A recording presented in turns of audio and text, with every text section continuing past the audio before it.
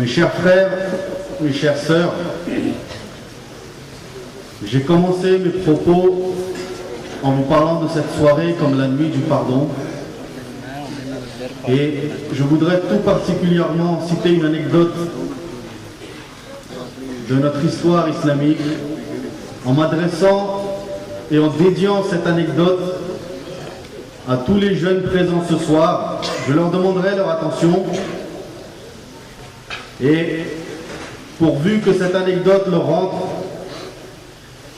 directement dans le cœur pour qu'ils puissent évaluer, pour qu'ils puissent savoir comment demander pardon à leur Allah.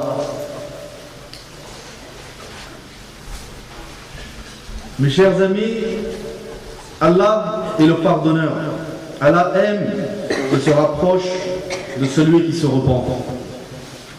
Je vais juste essayer de vous faire imaginer dans quel état de saleté intérieure et extérieure nous sommes, en vous exposant juste quelques moments et anecdotes de certains prophètes et pieux de notre religion.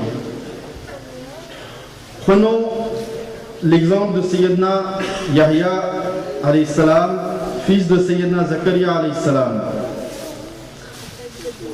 Il était dans l'habitude de Sayyidina Zakaria alayhi salam de rassembler les gens lors d'un mahfil et leur faire des rappels sur notre dîn, de notre vie et notre mort. Son fils, Sayyidina Yahya alayhi salam, âgé d'environ 4 ans. J'insiste sur l'âge parce que par rapport à notre âge, il y a une grande différence. Son fils, Sayyidina Yahya alayhi salam, âgé d'environ 4 ans, aimait assister à ces mahfils, plus particulièrement lorsqu'il y était sujet de la mort et de l'enfer. Son père, Sayyidina Zakaria alayhi salam, connaissant le degré de crainte de son fils, Yahya, envers Allah subhanahu wa ta'ala, évitait de discuter de tout sujet relatif à la mort et à l'enfer devant Yahya alayhi salam, qui ne pouvait garder contrôle de lui-même à l'écoute de ce qui pourrait l'attendre le jour du Yawm al-Qiyamah. Sayyidina Yahya alayhi salam, lui de son côté, savait qu'en sa présence, son père n'aborderait jamais les sujets de la mort et de l'enfer, mais plutôt les sujets doux comme la miséricorde ou le paradis. Un jour, Sayyidina Yahya alayhi salam rejoint le mahfil, le rassemblement, si vous voulez, vêtu de telle manière que personne ne puisse s'en apercevoir. Sayyidina Zakaria alayhi salam, jetant un œil sur les gens rassemblés et donc s'assurant de l'absence de son fils, a commencé à parler de la mort et de l'enfer. Plus le sujet et les paroles du père s'intensifiaient, plus l'état de Sayyidina Yahya alayhi salam devenait incontrôlable. C'est-à-dire qu'il se rapprochait de l'inconscient. Par la crainte de la mort, de l'enfer et d'Allah subhanahu wa ta'ala le Tout-Puissant.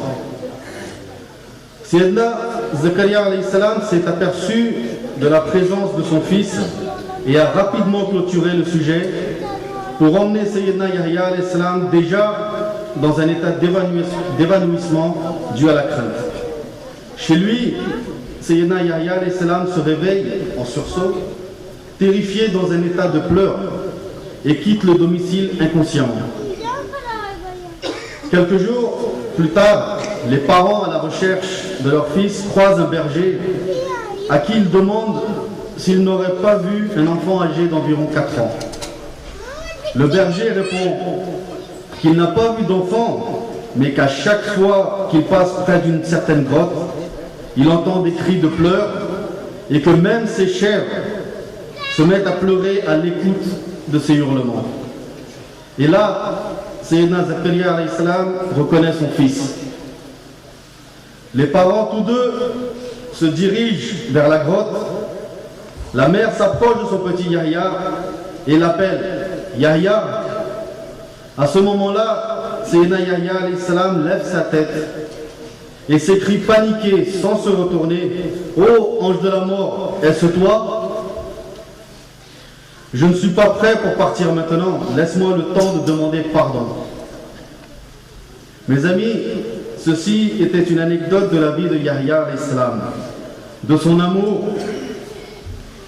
mais surtout de la crainte et de la peur qui envahissait son cœur, que nous avons oublié aujourd'hui. Non pas la peur de la mort en elle-même, mais de ce qui la suit, c'est-à-dire les comptes à rendre à Allah subhanahu wa ta'ala dans la tombe et le jour du jugement dernier, le Yom Qiyamah. Mes chers frères, mes chères sœurs,